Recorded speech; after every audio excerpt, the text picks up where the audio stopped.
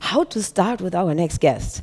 That's a good question, I think. I'm pretty sure it's easier to map out and list out the things he's not doing or he didn't do.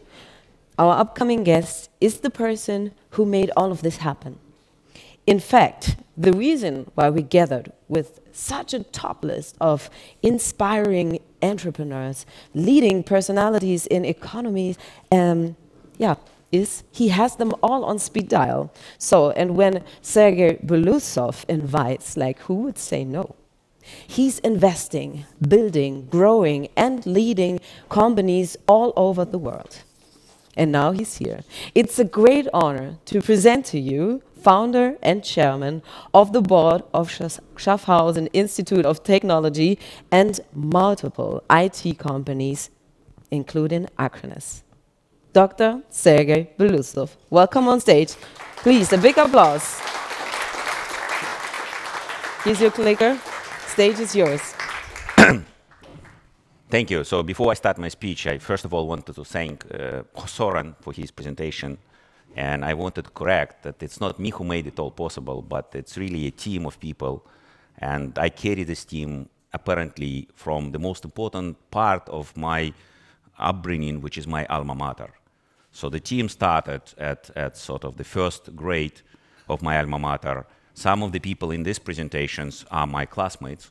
They were undergraduates. I met them when I was 16 years old, when I became an undergraduate student. And they're still here. One of them is Professor of ETH, former professor of Harvard, Mr. Eugene Demler. One of them, Misha Lukin, who is Harvard professor. Many of these people formed my initial team.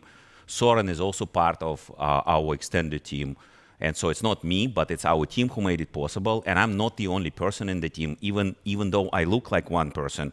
Even I come as two people, which is my other part, my alter ego, my partner. He's not a public personality. His name is Ilya Zubrev, who also comes from my alma mater.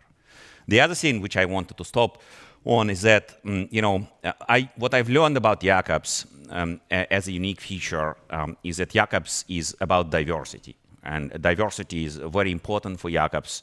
And I want to point out that diversity comes in very broad variety of ways. It comes in a way that you can talk about nationality, you can talk about race, you can talk about religion, you can talk about sexual interests, you can talk about gender, all of that. But also it comes about, you can talk about where you are. It could be here, or it could be somewhere else. For example, Soren was speaking to everybody in the audience here and online as Bremen kids. And apparently everybody who is today on this conference, online or here, can be considering themselves Bremen kids. Because Soren himself was not born in Bremen. I only met him in Bremen, right? So these other kids, they were from Bremen. It also comes in a variety of ways from the standpoint, there is social sciences, and there is art, and there is deep sciences. So you can mix those topics. It's also a diversity. You don't have to be thinking that one is better than the other. It also, unfortunately, and that's what you're going to experience here with my speech, because this is a scientific conference, but it's also a conference for general audience. It's a conference for you guys here in Bremen, but it's also a conference for people online. It's also, interestingly enough, for conference for people who will listen for it later in diversity of technicality of the content. So if the content of Soren was very entertaining, mine is going to be very boring and will be extremely technical. So bear with me a little. I will try to be quick, and you can go back to the slides later. So my presentation is about one of the trends, which is the trend which I think will significantly change the world. It's just one of them, but it's one of the major trends we as SIT and as such Jacobs bet on to be our area of deep expertise. And the trend is called quantum computers. The trend is something which can change the world as much as digital integrated circuits and personal computers, as much as internet have changed the world to date, or much more. And so, this is something which is already somewhere in the middle of popular newspapers. But it will get much more next year and even much more the year after. So I want to talk about it a little bit and in as technical terms as it's possible and as simple terms as I can. So first of all, I want to talk about some reason typically which you actually hear quantum computing presentation start with, and it says that, you know, Moore's law is dead. Moore's law is this guy, is the founder of Intel Corporation. He actually mentioned this more than 50 years ago, that number of transistors and resistors on a chip doubles every 24 months. And so people understood this law as if CPU performance increased by 40% every year.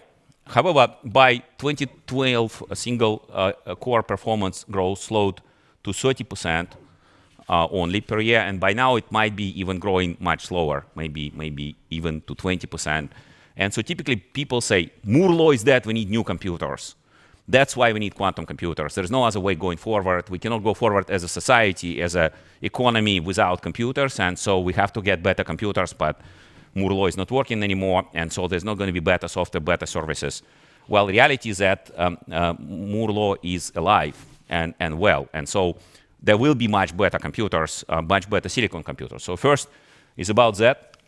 So, you know, transistor density actually continues to grow at Moore's law. So yes, people talk about the presentations, in many presentations, about the size of the transistor approaching the technical limit. However, linear size of transistors today on the average 7 nanometers, and that can be still improved by the factor of 10, and that means you can have 100 times more transistors because it's linear size, and on the planar space it's 10 and a factor of 2.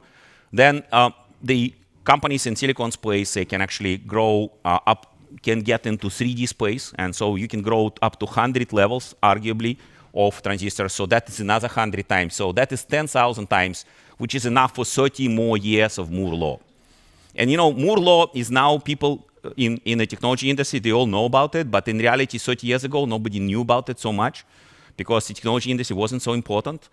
And it's only became so well known maybe 20 years ago, so 30 years is long enough. And so when even CPU space is lagging, you can make application-specific accelerations, you can make special system functions, and so even CPU architecture is getting better. So computers are getting faster, don't worry about it. If you're worried about it, think about ordering new MacBook. MacBook is amazingly faster than any other computer today with the new chips from Intel. With that, in addition to that, silicon computers are specializing. And so they're specializing by building specialized neural processing units, NPUs, like TPU, neural network processing, intelligent processing units, or vision processing. Many companies are doing it because significant portion of what today computers need to do, today devices need to do, is to become more intelligent, not become faster. Faster is not so important. You know, actually Einstein might have not been a very fast person, but might have been much more intelligent person than he was fast. Intelligence, clever, faster, different things. So computers are becoming cleverer and smarter, and so for that they need NPUs. In addition to that, there is more development in this space. You have things like super large integrated circuits like Cerebras, which has 2.6 trillion transistors, which is about 100 times more than on the average modern CPU chip. It's about 1,000 times more than, for example, on the CPU chip from AMD, and they promised 2 times more, 5 trillion transistors on a single wafer, which actually looks like this. This is a chip. It's about the size of the plate. Then in addition to that, you can still go forward with memristor-based neural networks, and you can still go forward by designing specific improvements to chips for specific applications which actually matter. And this is another example. This is a Tesla Dojo training model, which is something which they haven't shipped yet, but they're going to actually use in Tesla cars. It's an example of assembling things from these specialized computers for specialized purpose. And then in addition to that, in the future, we're going to design hardware, we're going to design silicon the same way we design software today. So one big example is Apple. You know, Apple is an amazing company. I continue to be amazed for it even today. And every year there is something new. And the amazement doesn't come in such a flashy thing like iPhone, but even the fact that Apple ships its own CPUs and makes these CPUs, make these specialized chips designed for its own purpose already today. So here is, you know, here's a chip which is in modern iPhone. It's called A15. And it's 2 performance cores and 4 power cores and 5 cores in GPU and 16 cores of NPU on a single chip. So it's a specialized chip. It's much faster because it's just specialized. It's really much faster than any other chip around. And then this is a chip which is an Apple M1 Max. Recently was the birthday of my son, and I ordered this wonderful computer. I mean, there is a trick there that it's not shipping yet, actually. Apple sort of promises to ship it, but they can only get it at the end of January. But it's a single chip with 57 billion transistors, which actually has 8 performant cores, 2 power-efficient cores, 32 cores with GPU, 16 cores with NPU, and many other things designed on a single chip. And so that is already Apple designing chips for its own purpose. Its purpose is general: CPU in a mobile phone or iPad, or CPU in a MacBook. But this is something which can continue for a while.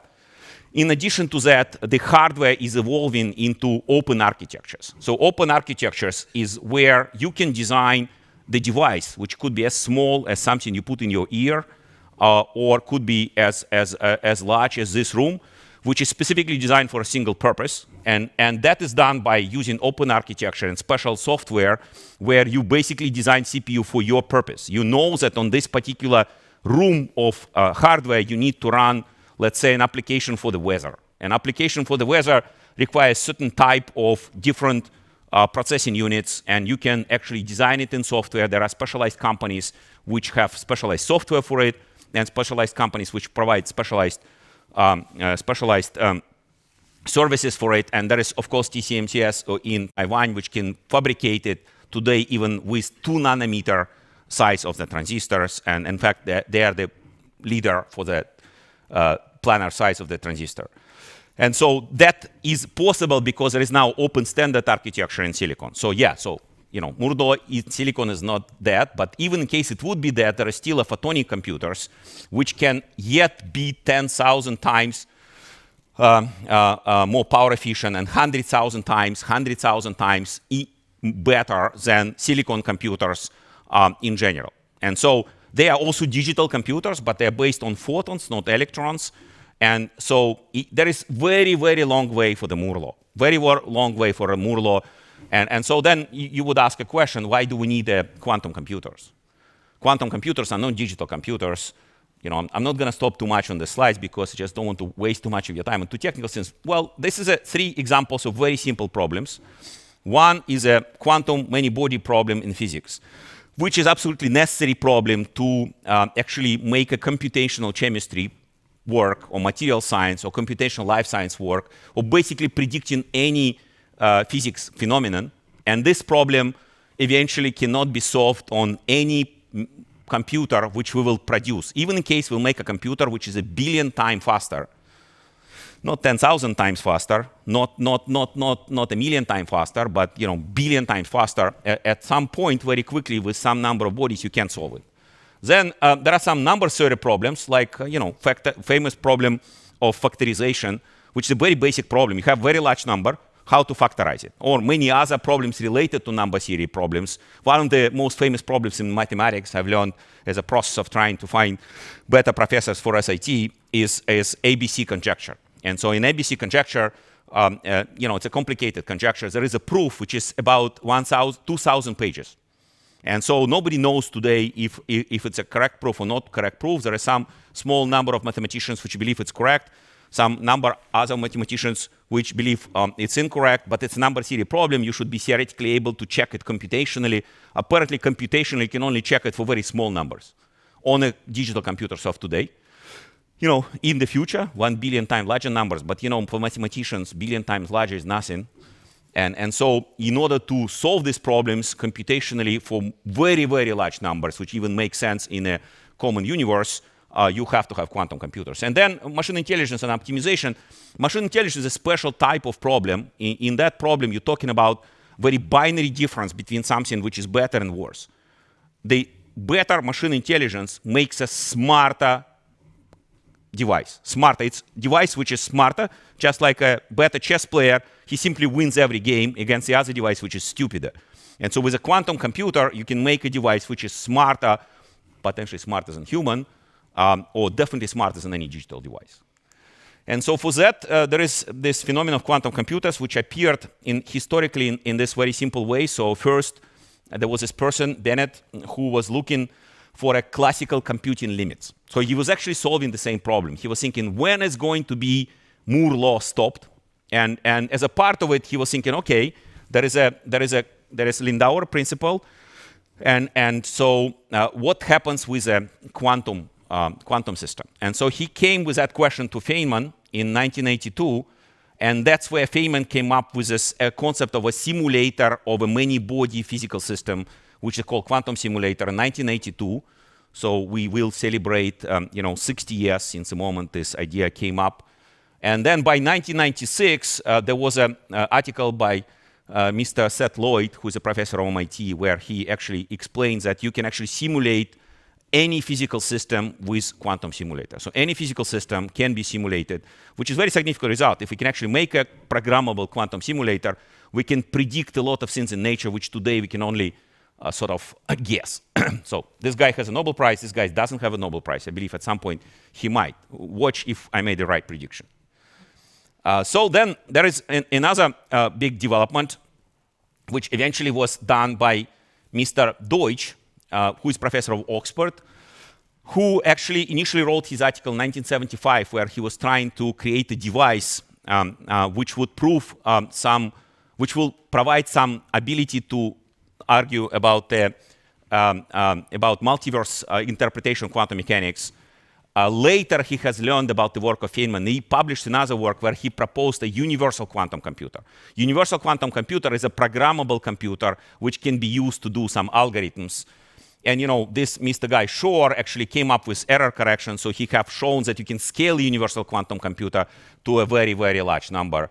And there's another guy, Mr. Manin, who is apparently eventually still alive, and he is professor, director of Max Planck Institute here, and he actually came up with mathematics for it.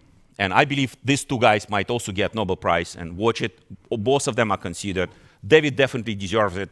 And many people who talk about quantum computers today, for some reason, they skip him and they only mention Shor, but in reality, David came up with the idea of universal quantum computer. So what is universal quantum computer? It's nothing very special. It is the computer which is using quantum particles, quantum bits, which are called qubits.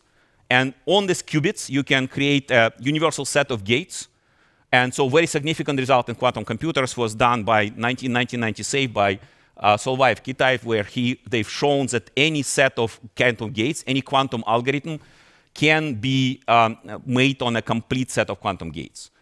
And so this is just all of the possible quantum gates, but apparently 4 of them is enough to actually present any algorithm. If any of you are familiar with electronics, the basic with electronics, I'm a theoretical physicist by training, and I'm a computer scientist, but most annoying part of studying physics was actually studying electronics for me. It was very boring, but nevertheless, the basic of it is that you can describe any integrated circuit in universal language. And the same with quantum computer.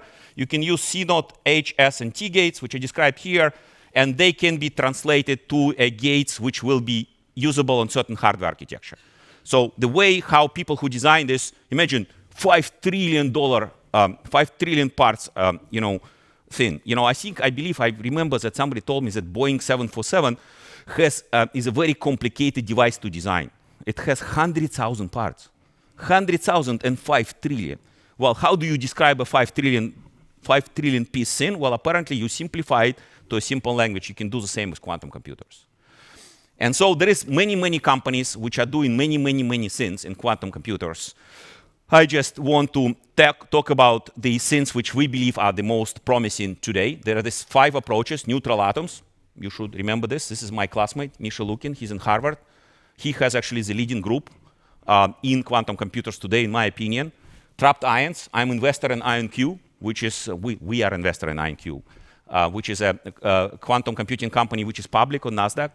Superconducting qubits, most famous because it's done by Google, IBM, and it's very well done in China. Photonic quantum computers, and silicon spin. This is the 5 approaches. Whenever you read about quantum computers, and right now there is tremendous amount of funding and startups in this area, this is the 5 approaches we believe today are the most relevant. And so neutral atoms platform, it's a very simple platform. I'm just going to explain it in a simple way. You cool down rubidium atoms in vacuum chamber, and then you actually use optical tweezers to put them in some optical lattice, and then you encode with the ultraviolet lasers atomic states, and you arrange the positions with optical Rydberg atoms, and then you use the states to actually check, to actually read the calculation. So this platform has a lot of promises. It's very, very scalable. And here it's important that in order to make a quantum computer which will be universally useful, you should think about 1 million qubits. At 1 million qubits, you can do a lot of damage. And so these guys are promising 1 million qubits in 2030. 2030 is less than 10 years from now. It has high coherence, fast native gate time. It can be cooled by laser, so it doesn't have to have expensive vacuum chamber. It's controlled by light, so you don't need any wires and waveguides, which is very important when you're talking about things like atoms. They're quite small, apparently. Not too small, but quite small, and so you cannot actually put a wire into the atom. These devices are already shipping to customers. There are many immediate scientific applications, and there are some native digital applications like NP-complete problem of finding maximum independent set. Now, there are some problems. These problems are all actually engineering problems. So quite often when you read about quantum computers, even from investors in quantum computers, even from the people from our group, they talk about in some mysterious terms, like, well, it's maybe possible, maybe not possible, and you have all these different parameters. In reality, it's all about beta lasers. And can you make quantum computers better? Well, it's a complicated question. Can you make beta lasers? Yes, you can. It's possible. You can make 100 times beta lasers. Better photonic integrated circuits. Can you make better integrated circuits? It's an engineering problem. It can be solved. And you can also make better coherent emitter arrays. You can improve connectivity, and there are a bunch of engineering problems. So this is just an engineering problem to make a better 1 million qubit quantum computer by 2030. Lots of progress here. This is just in 21. This article was submitted to actually archive in 20, but it was published in 21. This is 4 major results in just 21. So 256 atom programmable quantum simulator. I remember myself talking to Misha in 2009, and I was asking to him, when are we going to make a 100 qubit quantum computer? And he told me, like, I don't know, maybe like 10 years, maybe like 25 years, maybe never, right? And I remember talking to somebody 5 years ago, and they were talking about, like, okay, 50 qubit may be possible in 10 years. Well, 250 qubits possible now. Topological spin liquid, which is already simulated, something very useful for nature. Entanglement transport, very critical for actually making quantum computer scale, and quantum processor based on coherent transport, which is allowing it to scale to even larger scale. This is all results which are happening just recently. You can see this one early the year, second quarter, almost third quarter, and just last week, literally last week. And not only, but there is another company where we are investor as potentially SIT, and our group, which is called Pasqal, which is based in Europe, and they're already making this box. This box is sort of one rack and another rack, so 4 racks, and in between optical table. This box is shippable on the truck. It's a working quantum computer. It's not as powerful as Misha's. It's a similar technology. You can buy it. They already sell it. They sold several copies. If you want to make an order, just ask me. For a discounted price of $5 million, we can sell it to you right away. Right, so then, the trap diamond platform, also very, very simple thing. You take the same rubidium atoms, you cool them down and make them atoms, put them in electromagnetic traps, which look like this chip, and then you use radio frequency in order to interact with them. And so interaction with cold ions, because they're ions, so they're electrically charged, is always related to electromagnetic fields. So they made a lot of promises. So they are talking about the fact that today they have 20 to 30 qubits, not 256, and they can get to 1,000 to 1 million qubits in around 10 years.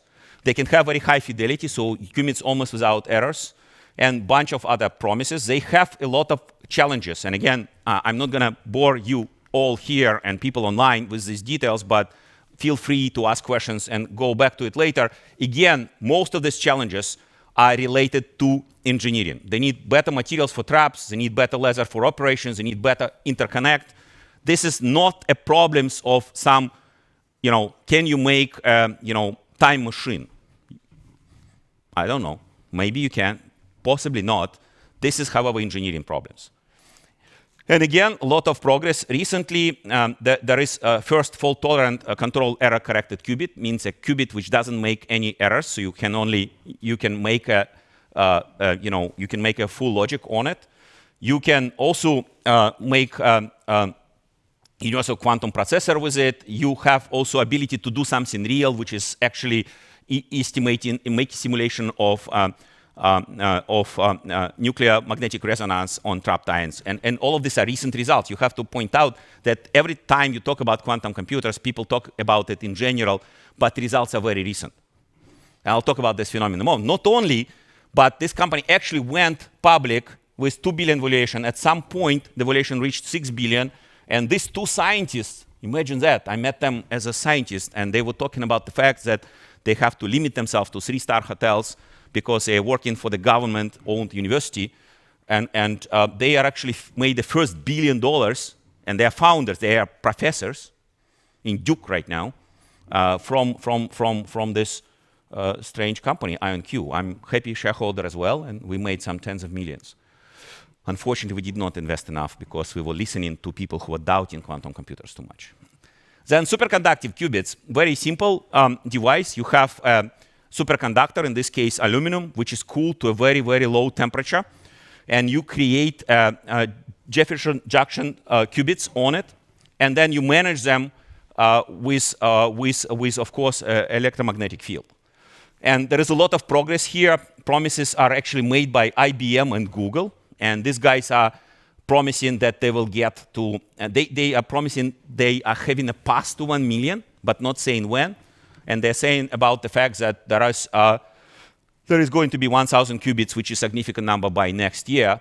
And there is a lot of different things which are good about this. And of course, there is a lot of challenges. One of the challenges is that you need a very low temperature.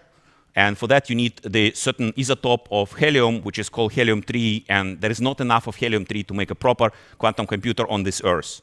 So if we want to make a quantum computer which is superconducting with this technology, we'll have to start mining helium-3. Lucky for us, we can mine it from the moon. And so that will have a space industry, which is part of Bremen ecosystem. And then you have to have coaxial cables to every qubit, which is also quite difficult because these qubits, when they become smaller, you have to have just a lot of cables to control them. You have to have built very large cryostats. So IBM, if you go to their website, they're promising to build this cryostat, which is size of this room, to build the larger quantum computers. And you actually cannot manufacture these qubits very well. And so personally, I'm personally like what I've learned over the past 12 months, actually, I have to be taking everything with a grain of salt. But personally, I doubt that this is a long-term approach. But of course, IBM and Google are behind it. And they have a lot of money. And not only, but there is, of course, progress. Google have demonstrated quantum supremacy first with this device, 2019, where they made a computation which is only possible on a quantum computer and will take tens of thousands of years on a classical computer. And recently, they have shown ability to suppress errors. Rigetti is the second most famous in fundraising company. I would love for Jacobs to raise $458 million in cash in single transaction, altogether raised over $600 million of cash. And so they're valued at 1.5 billion. And then there is 127 qubit universal chip. Now it's important, it's universal, but it's not working very well. So it's sort of like an off-road car which can run for 200 meters. But in the 200 meters, it can cross different parts of terrain. And then it dies. Then, of course, there is photonic qubits. This is quite an amazing field. Photonic qubits are very simple. You can actually program it in a completely different way. Not going to stop on this occasion. I'm just looking at the time too much. But important thing is that principally it can scale to millions and even billions of qubits. There is no decoherence in the usual sense. There is no need for cooling.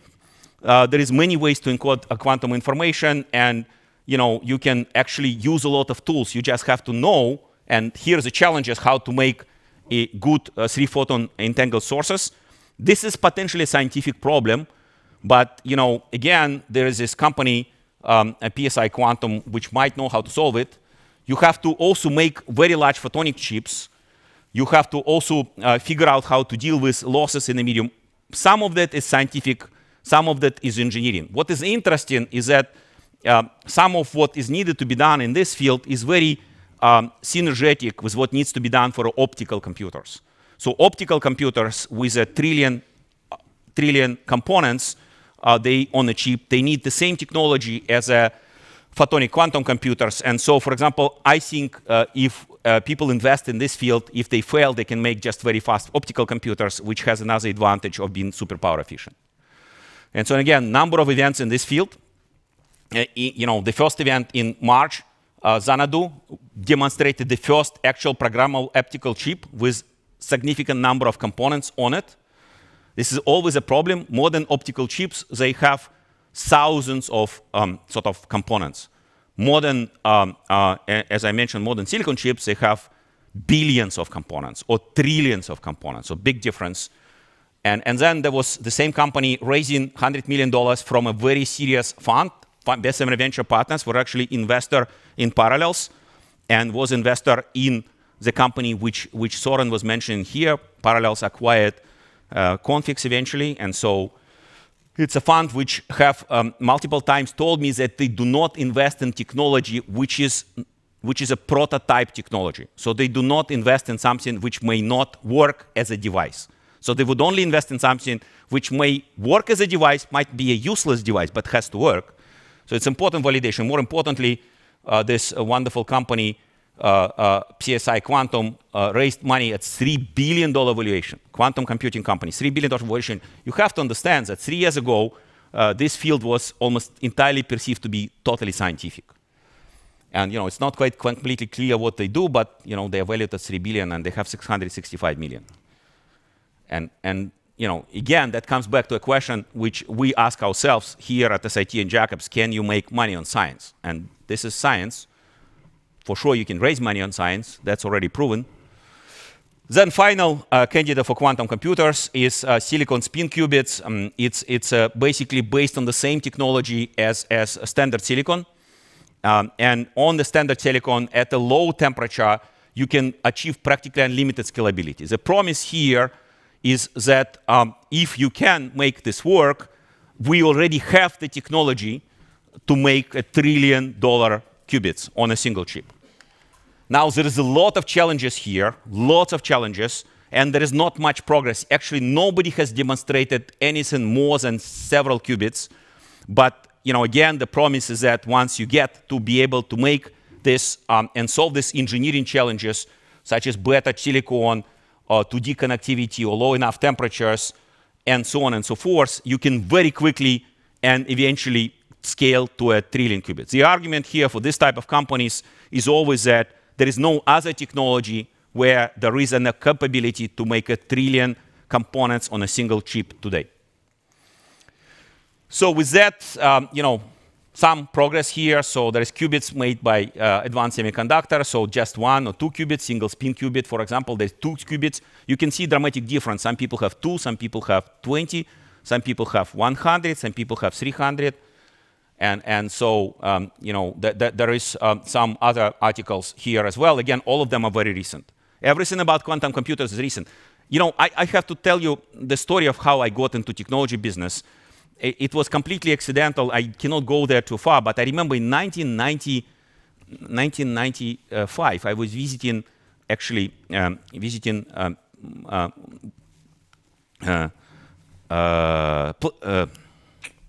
Urbana-Champaign, Illinois. And if you don't know, Urbana-Champaign, Illinois, where the browser technology was invented, Mosaic. And my friend, who is actually also a member of our team, Ivar Martin, he's a researcher in Argonne Labs in Chicago, told me, okay, this is a building where Mark Andreessen sits. And I said, who is Mark Andreessen? It's like, Mark Andreessen, he is the founder of Netscape. I said, what is Netscape? And he's like, it's a browser. I said, and so what is it? He's like, come on, it's going to change the world. And I said, yeah, really? I mean, and what does it do? It allows to browse internet. But I can browse internet without a browser. Why do I need a browser? And so you might be hearing something which is interesting, because quantum computers might actually change the world quite a bit. So with that, I want to talk about why the investors are excited about this market and why we are excited. And that's because there are some companies which are like Boston Consulting Group, which are predicting that the impact of this market in 20 years is $1 trillion. And there are some other companies which are saying that the market size is $65 billion, from 0 to $65 billion in 10 years. Pretty large market, and of course it can be like a Schrödinger cat, which is either it's going to be there or not, or could be there and not at the same time. And there are many examples of practical applications. Lots of progress again recently. Again, one of the things about quantum computers, there was always like, can you use it for something useful? And these results are all 21, 21, 21. You can optimize, you can solve, you can make a useful simulator for something in quantum chemistry and in chemistry. You can use it to do something else in chemistry with QBoard and Nissan, with IBM quantum computer. Delta Airline is using it for scheduling. One of the NPP complete problems is how to do scheduling, travel and salesman problem, maximum dependent set problem. IBM is talking about doing something useful for financial market with a quantum computer. Again, it's a recent article. Rigetti is predicting the weather. Again, one of the problems you can't actually do very well, very relevant for Bremen, in my opinion, is to predict the weather. I want to predict the weather with a precision of 1 minute. I want to have on my iPhone an application which tells me in 10 minutes, no rain, and it will last for 15 minutes within 300 meters. So you can walk home, because my home is 15 minutes from here. Unfortunately, nobody can predict the weather that well. And it would be nice to do it. And of course, there is other guys, it's just BMW running an actual quantum computing challenge, right? So there is practical applications. Now, I want to remind everybody that one of the things which amazes scientists about quantum computers, and that's why we're going to build a quantum computing center here, is that even in case we somehow reach a limit and we cannot build a large quantum system with control, because quantum computer system is nothing more than a large quantum system, which we already know can be possible. Superconducting quantum system can be very large, or super fluid quantum system can be very large, but we cannot bring control to it. That would just mean that there is some new physics. And so this is a quote from the article of David Deutsch and Arthur Eckert, who is a member of our board. By the way, David Deutsch is a close friend, and we translated his book to several languages. But Arthur Eckert is a board member for SIT, where they say if the quantum computers will finally refute the quantum theory, that would be thrilling, because that can make new whatever stops quantum mechanics theory, which would be followed by new whatever stops quantum mechanics computers. And so that would be amazing. And so that is what is thrilling. And that is what is actually making the governments fund this with billions of dollars. Just in European Union and Germany, there is €1 billion a year for funding research in quantum computers. However, I just want to point out to you that even for now, the people buy quantum computers and they play with it with toys. And people will think, like, why would people pay for toys? And I just, as a matter of practical joke, checked out what's the size of the market for toys. And imagine that the global market for toys is about $100 billion. So people spend on toys $100 billion a year. So it's not a small market. Making toys is not a bad business. And just the war game toys for boys with toy soldiers, $1 billion. Not a bad market. And then $2 billion and $1.5 billion for sort of adult boys and students. The toy market is important because effectively you can start playing with a toy gun, but as you make the toy gun more and more serious, by the time it's serious, you can actually have a serious army. And so that is what is happening with quantum computers today. That is what is a business model today and for the next 5 years for all the quantum computing companies. They make a quantum computer, they connect it to Amazon Cloud, and they allow other people to play on it. They play on it to find the useful application of the quantum computer or to provide the useful feedback for the quantum computer, and they pay for the hours. And that's what enables a $6 billion valuation. This is not a hype valuation. Actually, a company like IonQ will have hundreds of millions of revenue selling ability to play on their quantum computer working toy. And another thing which I want to point out, and that's how I missed the internet. Well, I didn't completely miss it. Obviously, we made some money on it, but not clearly as much as we could have, is because there is innovation curve, which is sort of a scientific or semi-scientific theory developed by E.M. Rogers in 1962. Okay, it's like 60 years ago. And the fact of the theory is that people always try to approximate everything linearly. but it's actually exponential in the beginning. And so it may take very long time. Yes, it took us from 1970 to now, 50 years, but it's taking very long time, and then it takes off. And we can see that right now, if you see just number of patents in quantum computing, there is a sort of very clear element of exponential growth with quantum computers. And why does it happen? Is because actually science makes it possible to build better quantum computers, and quantum computers help to advance science. And right now, you're not only having this selected field of physicists applying their strengths to quantum computers, like physicists which are quantum technologists, but also general physicists, people in advanced materials, people in life sciences, people in finance, people in the social sciences even. And so that accelerates the progress, which accelerates interest, provides more funding, provides more business people. And so that's partially why this innovation curve works. The effort in quantum computers and the progress generates even more effort in the quantum computers, which generate even more progress. And that's what happens. However, there is, of course, significant challenges in this field, which is, first of all, there is no standards. One of the reasons we are so successful with digital technologies, there is many, many standards. So a lot of people can work on improving parts of this quantum of digital devices, and part of the digital devices will fit right in to the digital systems. There is geopolitical separation. Right now, it's quite clear that a lot of governments are trying to control the borders of quantum computers. Practically, these borders make not so much sense. Like in the past, these borders didn't make so much sense for encryption because encryption is in the public domain. All of these articles are published in Nature. You can read them in any country in the world as long as you have access to internet. However, there is limitations on how you can buy equipment and whom you can talk to.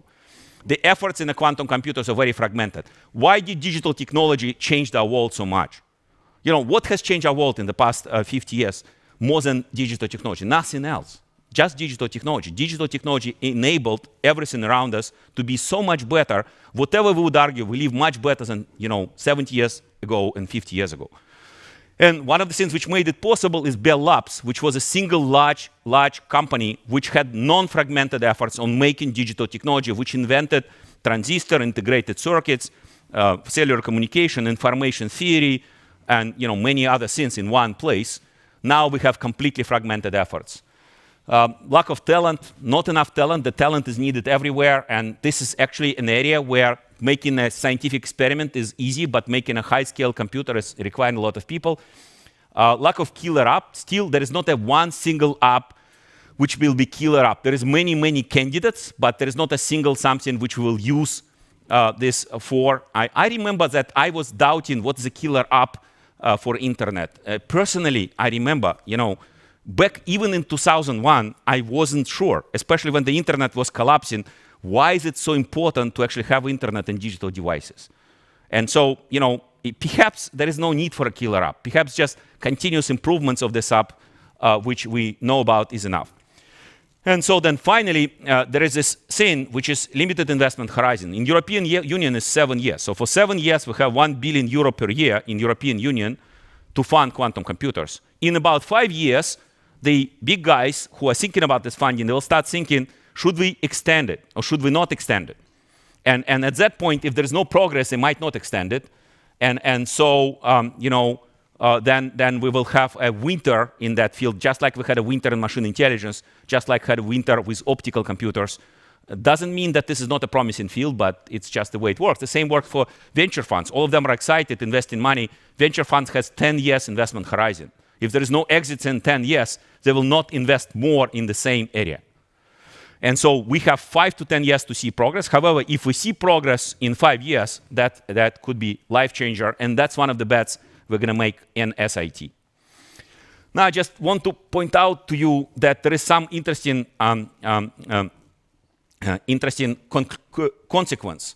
If you look at semiconductor market, it's a huge market. But semiconductor market is enabled by semiconductor component market, which is a $70 billion market in 2020.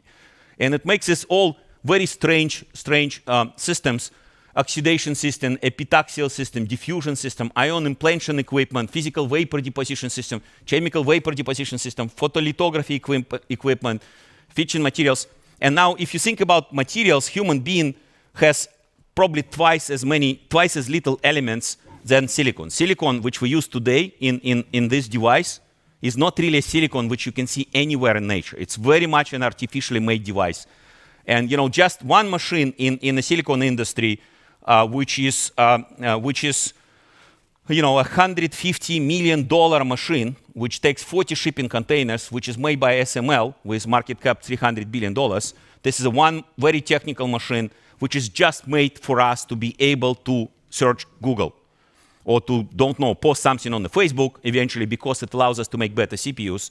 And I want to point out that there is a huge capacity for the market, not for quantum computers, for the components for quantum computers, which are listed here. So many of the students and many of the people who listen to this conference may not do necessarily business or not necessarily technology or science in the area of quantum computers, but in the area of various components for quantum computers, which actually will end up being used in other places as well.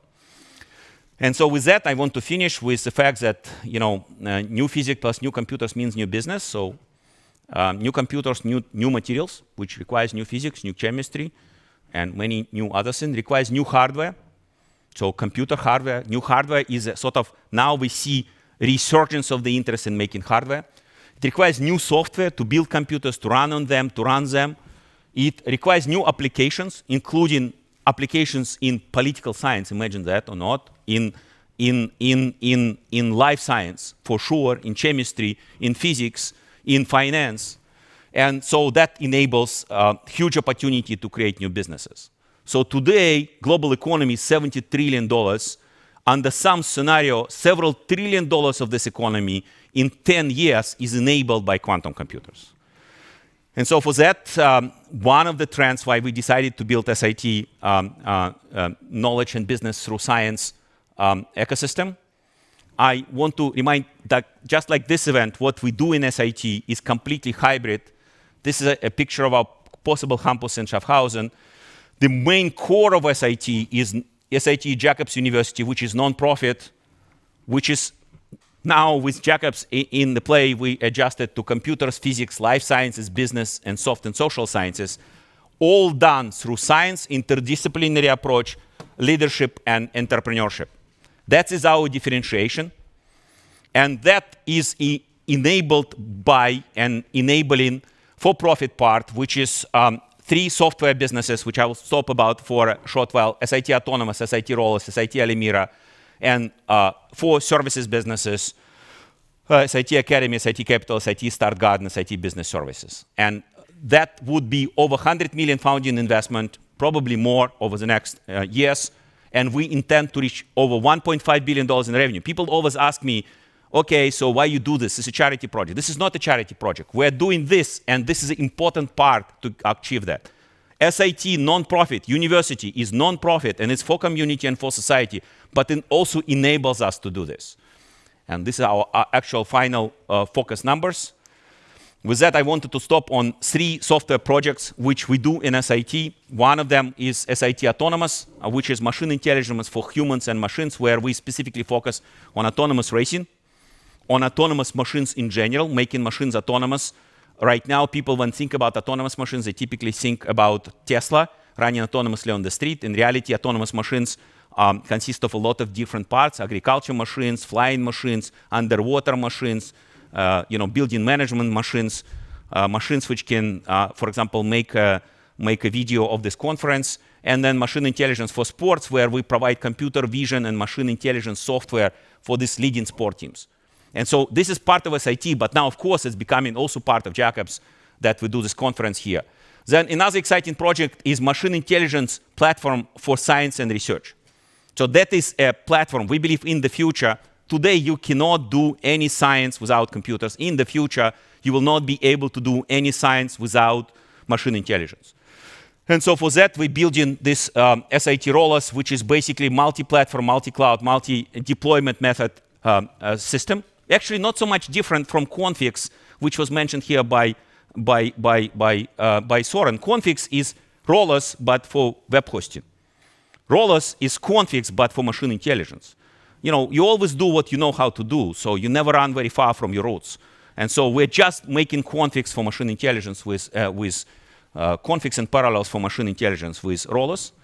And finally, super up for a university, which is learning management, education management, and science management, with different components, making it much easier to make digital content and make it digital content ultimately better, and digital way to run the university better, and digital way to run science better than to do it physically.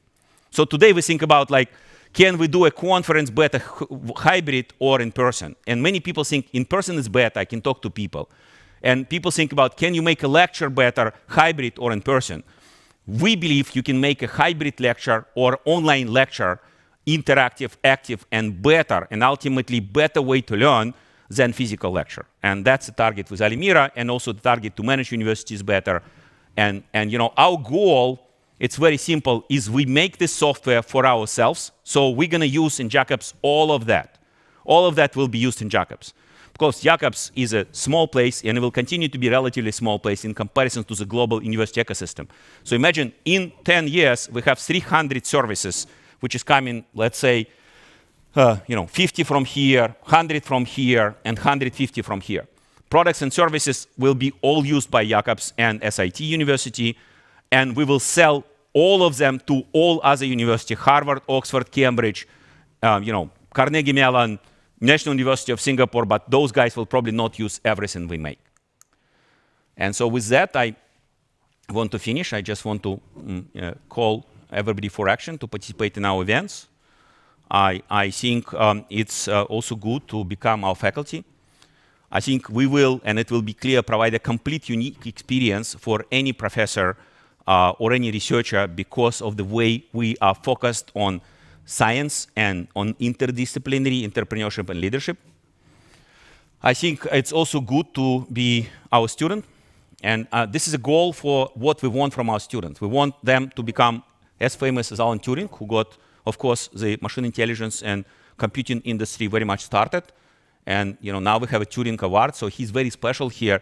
He's actually one of the people on this page, and the only persons on this page which is sort of one of the fundamentally super important people for science at all times. So I would include him in top 10 scientists of the world at all time. And so he doesn't have any awards because such people don't need awards. They actually make awards of themselves, right? So you can get his award. Then you have John Bardeen, which is the guy who got 2 Nobel Prizes for superconductivity and transistor. So you can also become John Bardeen. And then also you can become, drop out from here and become somebody like Larry Page. And as a part of preparing this presentation, actually this night, I have looked at this interesting statistics that in 18th century, famous entrepreneur Johns Hopkins University, Johns Hopkins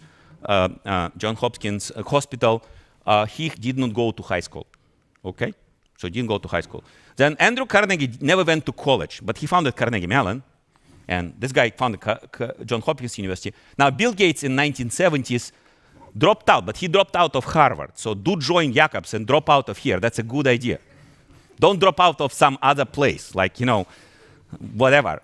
Then, quickly after in 20 years, we have Google, and that was a role model just 3 years ago. 3 years ago, I started using these guys as a role model. Elon Musk wasn't cool enough at that time. And so they dropped out of Stanford, but already of master program. But as you can see, the need for education and science is accelerating.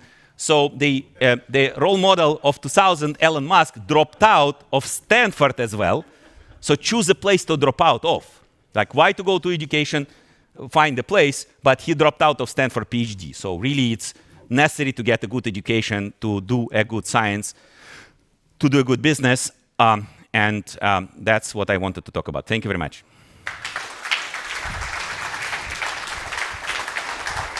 Thank you so much. Thank you so much, Serguei Beloussov.